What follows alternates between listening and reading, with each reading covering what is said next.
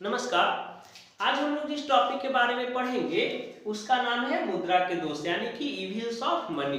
देखिए, मनी के पहले क्लास में हम लोग पढ़े बार्टर सिस्टम, सेकेंड क्लास में पढ़े हम लोग क्या जो मनी क्या है और उसका फंक्शन, यानी पहले क्लास में पढ़े बार्टर सिस्टम वस्तु विनिमय प्रणाली और उसकी कठिनाइयां। दूसरे क्लास में पढ़े क्या कि मुद्रा होता क्या है, मनी होता क्या है और उसका फंक्शन यानी कि मुद्रा के कार्य। तीसरे क्लास में यानी कि पिछले वाले क्लास में हम लोग पढ़े थे कि एक अच्छे मुद्रा के कौन कौन से गुण होना चाहिए, है ना। एक अच्छे मुद्रा का कौन कौन से गुण होना चाहिए। यदि कि मनी है तो मनी को अच्छा होने के लिए उसमें कौन कौन सा क्वालिटीज का होना जरूरी है, ठीक है। आज के क्लास में हम लोग चलेंगे मुद्रा के दोष। अब हम बताए ना कि गुण है, मुद्रा में बहुत सारा गुण है, नो डाउट, है ना। वस्तु विनिमय प्रणाली का जितना जो भी कठिनाइयां था, है ना, जो डिफिकल्टीज ऑफ बार्टर सिस्टम था, उसको सबको, है ना, रिमूव कौन किया, हटाया कौन, मनी, है ना। मनी के आने से बार्टर सिस्टम में, वस्तु विनिमय प्रणाली में जितना जो भी डिफिकल्टीज था, कठिनाइयां था बार्टर सिस्टम में, वो सब हट गया। लेकिन मनी में भी तो कुछ प्रॉब्लम है, मनी में भी कुछ क्या है, खराबी है, कुछ दोष है। इसके बारे में आज हम लोग चर्चा करेंगे। पिछले वाले क्लास में चर्चा किए थे क्या कि मनी का गुण क्या होता है, मेरिट क्या होता है, लाभ क्या है। आज हम लोग उसका दोष के बारे में पढ़ेंगे, नुकसान क्या क्या होता है मनी का, इसके बारे में पढ़ेंगे, ठीक है। तो चलिए शुरू करते हैं। देखिए, सबसे पहले जो है, पहला जो पॉइंट है आर्थिक दोष।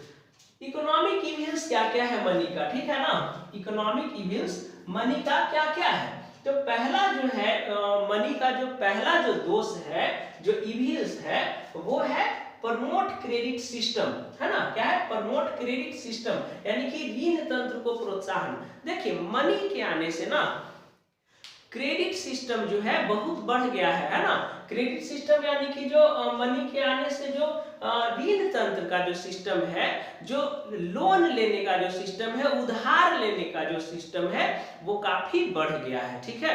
मनी जब नहीं था तो लोग क्या करते थे, सामान का अदला बदली करते थे। बार्टर सिस्टम में एक हाथ से सामान लिए, दूसरे हाथ से सामान, एक हाथ से सामान दिए, दूसरे हाथ से सामान लिए, इसीलिए ना उसको अदला बदली प्रणाली कहा जाता था। वहां क्रेडिट का कोई चांस नहीं था, ठीक है ना, कि होगा तो देंगे। लेकिन मनी में क्या होता है, क्रेडिट इसलिए होता है क्योंकि लोगों को पता है, अगला भी समझ जाता है कि अभी फिलहाल इसके पास पैसा नहीं है, बाद में जब पैसा होगा तो दे देगा, है ना। तो ये क्या है, ऋण लेने का जो सिस्टम है ना, जो पद्धति है ना, उसको क्या कर दिया है, बढ़ा दिया है।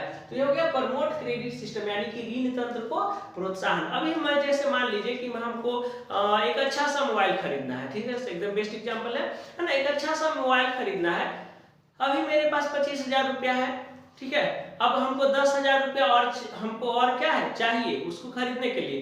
तो क्या करेंगे, हम अपने फ्रेंड को कॉल करेंगे, ठीक है, कि भाई थोड़ा सा अभी अरेंज करवा दो 10,000, हम 2-3 दिन में आपको दे देंगे, है ना। करेंट में 25,000 रुपया है, 10,000 रुपया और अरेंज करवा दो, फ्रेंड्स को बोले। तो उससे जो हम 10,000 रुपया लिए, ये क्या हो गया, ऋण हो गया ना, क्रेडिट हो गया ना। तो यही बढ़ाता है ना, ऋण लेने की प्रवृत्ति को, उधार लेने की प्रवृत्ति को ही मनी क्या करता है, बढ़ावा देता है ना। अब अगर मान लीजिए बार्टर सिस्टम में आपके पास कुछ सामान है और कुछ लेना है, तो आप जी का जितना सामान है ना, उतने ही के बराबर आपको वो अगला देगा, है ना, वो एक्स्ट्रा देगा ही नहीं, है ना। आपके पास फ्यूचर में रहे ना रहे कौन जान रहा है, ठीक है। क्योंकि हम बताए थे ना कि बार्टर सिस्टम में जो है, मतलब समाज के जरूरतों को पूरा करने वाले ही वस्तु का उत्पादन होता था। हर आदमी अपना हिसाब से अलग अलग चीजों का उत्पादन करता था, है ना, और सभी लोगों में सहयोग की भावना रहता था, ठीक है ना। कि एक मतलब एक जैसे हमको जरूरत है, मेरे पास राइस है, मीट है, हमको कपड़ा का जरूरत है, तो सब चीज का प्रोडक्शन हम ही थोड़ी ना करेंगे। अब हमको किसके पास जाना है, कपड़े वाले के पास जाना है, हम उसको राइस मीट देंगे, वो हमको कपड़ा देगा, ठीक है। तो सहयोग की भावना था। लेकिन आज क्या है, आज वो नहीं है ना। ये क्या है, ऋण तंत्र को बढ़ावा देने से किसी को कोई मतलब नहीं है ना। अपना फैमिली वाला से भी लोग नहीं लेता है पैसा, अपना फ्रेंड लोग से ले लेगा, लेकिन फैमिली वाला से नहीं लेता है, ठीक है ना। फ्रेंड से 10,000 रुपया लिया, 35,000 रुपया हो गया, 25 10 35,000, जाके मोबाइल ले लिया। तो ये क्या करता है, ऋण लेने की प्रवृत्ति को बढ़ाता है। नेक्स्ट देखिए, promote over capitalisation. Promote over capitalisation and over production. कहने का मतलब कि जो मुद्रा का जो दोष है, वो दूसरा दोष है प्रमोट ओवर कैपिटलाइजेशन। ये प्रमोट माने क्या है, बढ़ावा देना। किसको बढ़ावा देता है भाई, तो अति पूंजी को बढ़ावा देता है। ओवर माने क्या हो गया, अति, अति पूंजी को ये बढ़ावा देता है और अति उत्पादन को बढ़ावा देता है। यानी कि जिसके पास पैसा है, ठीक है ना, वो बहुत अमीर आदमी हो जाएगा, है ना। क्या है, ओवर कैपिटलाइजेशन, ज्यादा से ज्यादा पैसा वो क्या करेगा, इन्वेस्ट करेगा। और ओवर प्रोडक्शन यानी अति उत्पादन, जिसके पास पैसा है वो क्या करता है, बहुत अधिक चीजों का प्रोडक्शन कर देगा। और जब बहुत अधिक चीजों का प्रोडक्शन करेगा जी, तो उसका जो रियल कॉस्ट है वो घट न जाएगा, ठीक है। ज्यादा उत्पादन करने में पैसा कम खर्चा होगा। पैसा तो है कि ज्यादा उत्पादन करेगा, जितना ज्यादा उतना ज्यादा खर्चा होगा, लेकिन जो पर यूनिट जो कॉस्ट है, पर चीज का जो कॉस्ट रहेगा, पर वस्तु जो कॉस्ट रहेगा, वो तो उसमें तो कमी आएगा ना। जैसे मान लीजिए, सीधा सा एक एग्जांपल बताते हैं। आप जैसे मान लीजिए आपको चाट खाने का मन कर रहा है, ठीक है, या समोसा खाने का मन कर रहा है, तो आप मार्केट में जाके खा लेते हैं, है ना। 15 दूनी 30 रुपया लगा, या 25 रुपया जोड़ा इधर मिल रहा है पटना में, है ना। तो 25 रुपया जोड़ा आप समोसा खाए, 2 समोसा खाए, 25 रुपया लगा। अब आप अगर आपको 2 समोसा मंगाना है, तो उसका मटेरियल मैदा लाइए, आलू लाइए, उसको उबालिए, फिर उससे क्या है, आलू जो उसमें भराता है चोखा, ठीक है, वो बनाइए, ठीक है। फिर उसके लिए तेल लाइए, कढ़ाई लाइए, गैस जलाइए, फिर उसमें तलिए 2 समोसा। आपको क्या है, उससे आप बहुत मेहनत लग जाएगा और खर्च भी ज्यादा लग जाएगा कि नहीं लग जाएगा।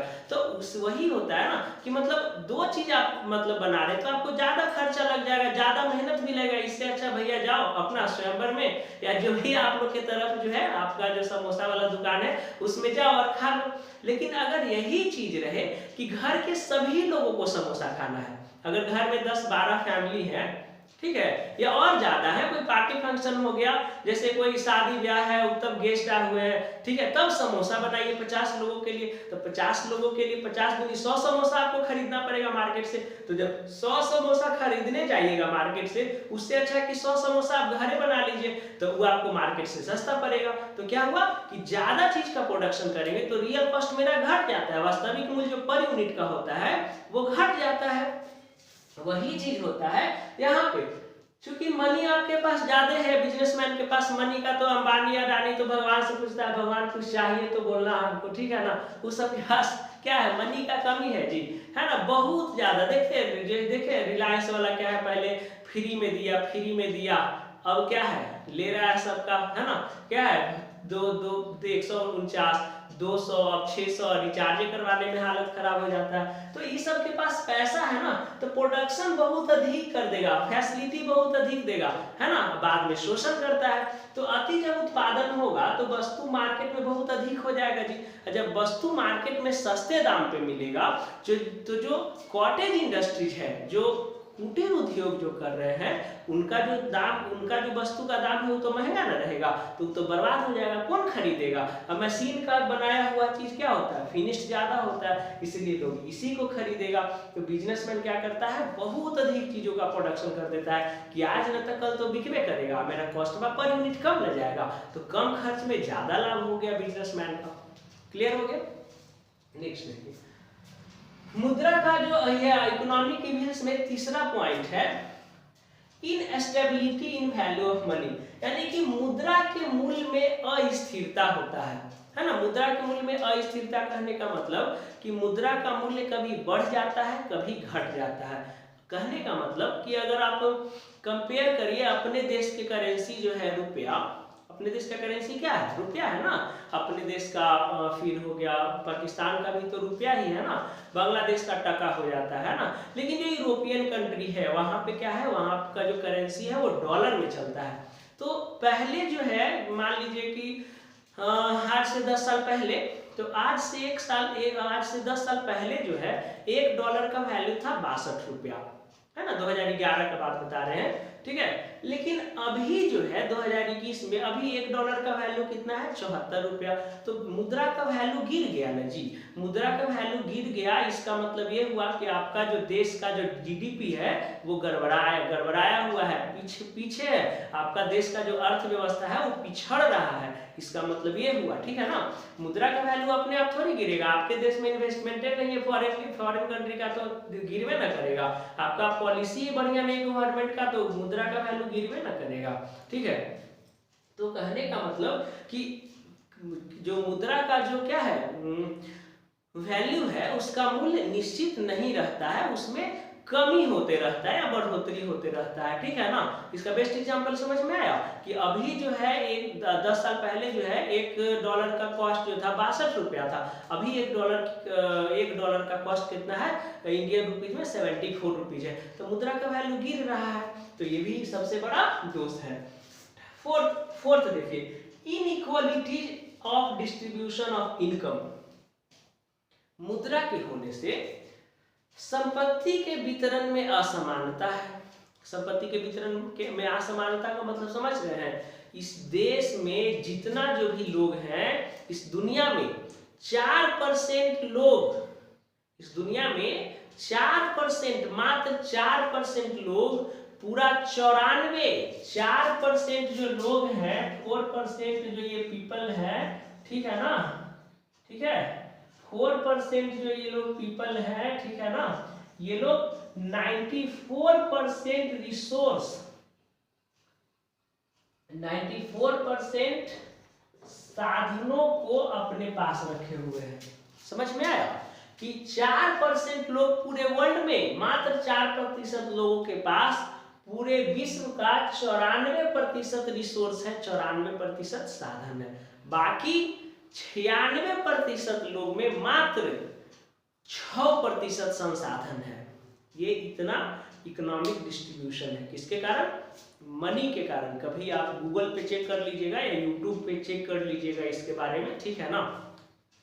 तो हम क्या बता रहे हैं कि inequalities of distribution of income, संपत्ति के वितरण में असमानता। अमीर लोग और अमीर हो रहे हैं, क्यों भाई, क्योंकि उनके पास पैसा है, वो ज्यादा से ज्यादा इन्वेस्ट कर रहे हैं, जमीन खरीद रहे हैं, बड़ा बड़ा कंपनी खोल रहे हैं, तो ज्यादा से ज्यादा इन्वेस्ट करेंगे तो उनके पास और फ्यूचर में और पैसा आएगा ही ना जी।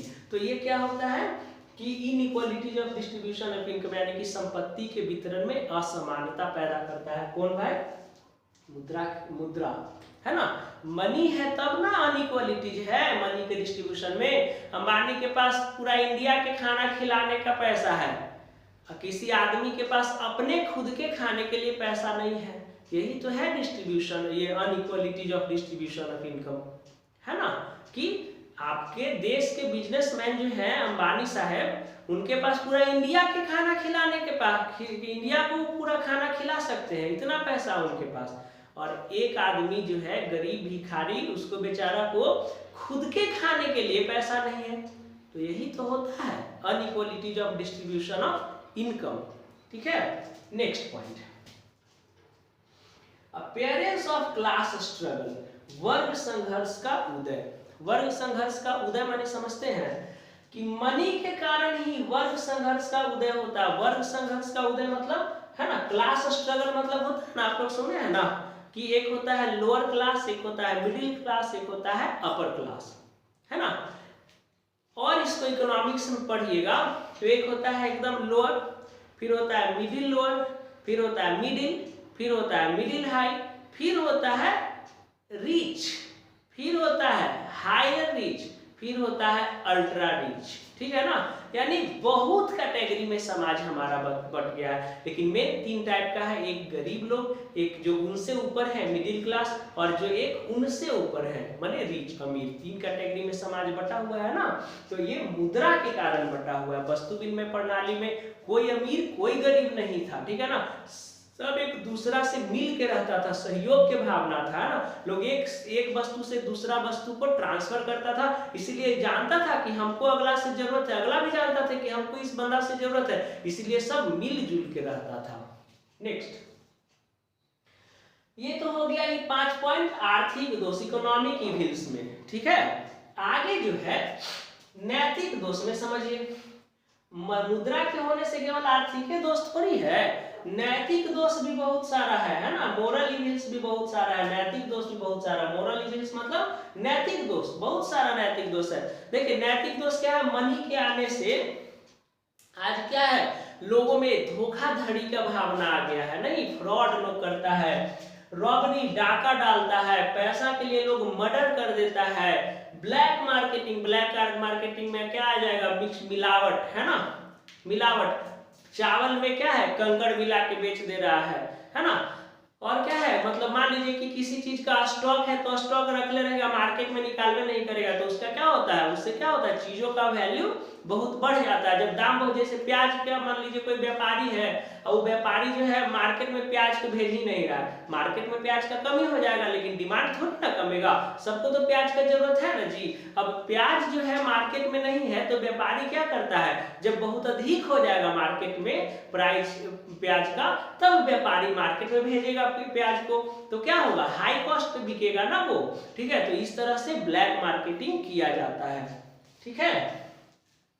तो ये बहुत सारा इविल्स हो गया। इविल्स, मोरल इविल्स माने नैतिक दोष। कौन कौन सा नैतिक दोष बताए, कि मुद्रा के होने से लोग फ्रॉड करने लगा है, रॉबरी, मर्डर, ब्लैक मार्केटिंग, बहुत सारा, और देखिएगा अपने सोसाइटी में अगल बगल तो बहुत सारा जो चीज होता है, चोरी डकैती घूसखोरी, है ना, बहुत सारा चीज है जो मनी, केवल और केवल मनी कमाने के लिए, मनी अर्न करने के लिए किया जाता है, जो बिल्कुल गलत है ना। चलिए अगला जो है सोशल इविल। सोशल इविल्स माने क्या हुआ, सामाजिक दोष, है ना। सोशल इविल्स माने क्या हो गया जी, सामाजिक दोष। सामाजिक दोष दो प्रकार का, कौन कौन, एक होता है promote greediness, promote greediness, promote greediness मतलब लालच को प्रोत्साहन, है ना।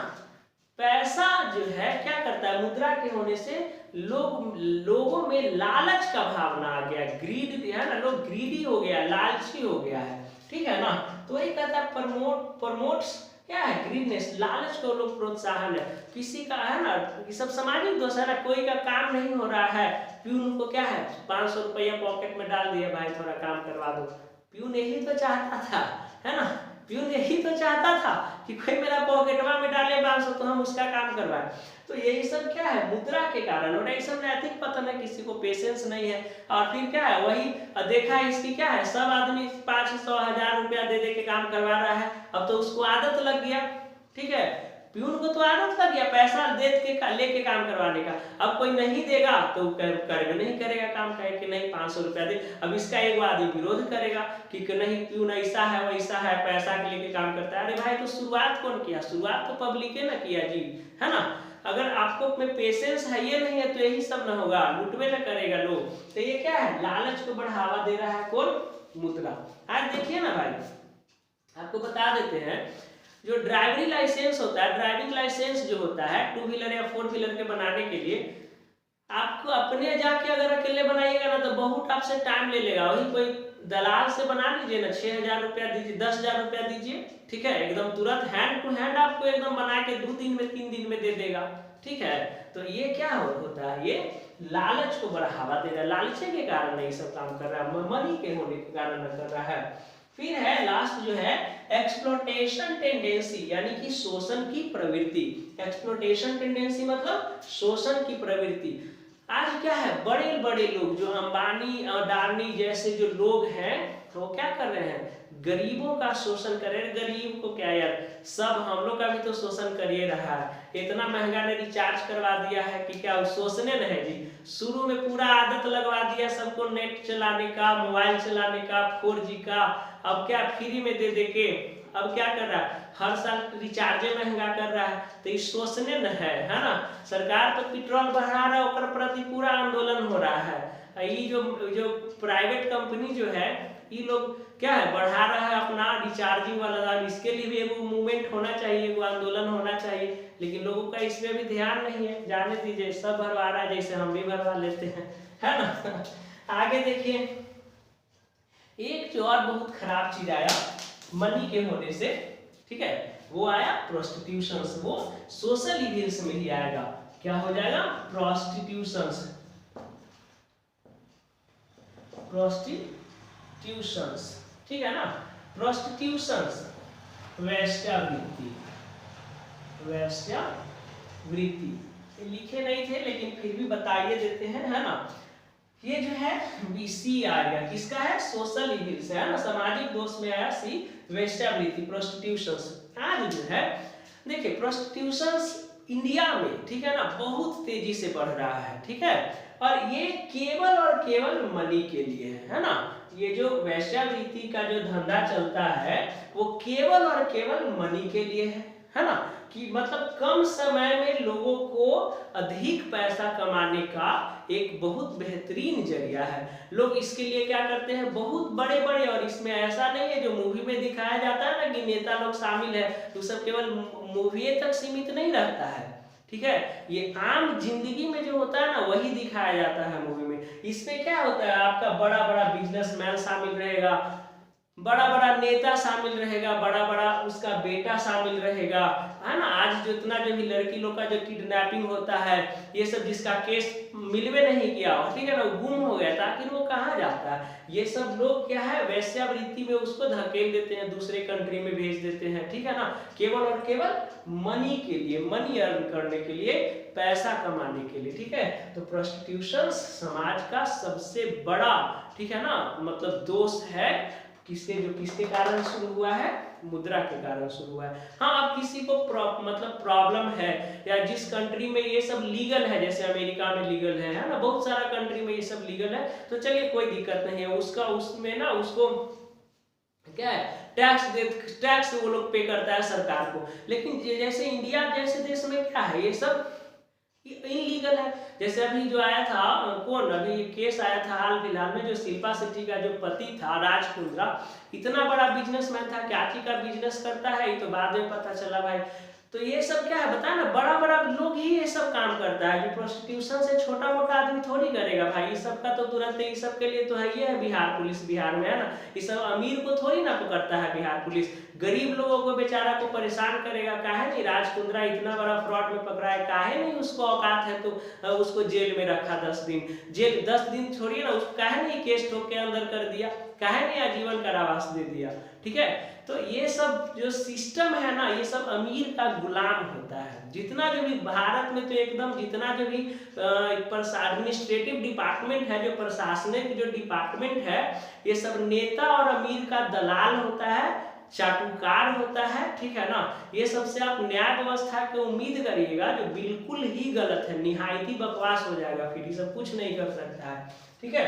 तो आई होप ये सब छोड़िए, मुद्रा का दोष में आई होप कि आप जो मुद्रा का दोष है, ये कितना 2-3 दोष बताए ना, पहला आर्थिक, दूसरा मोरल मतलब नैतिक दोष, और तीसरा सामाजिक दोष, इसको आप पूरा अच्छे तरह से आप समझ गए होंगे, ठीक है।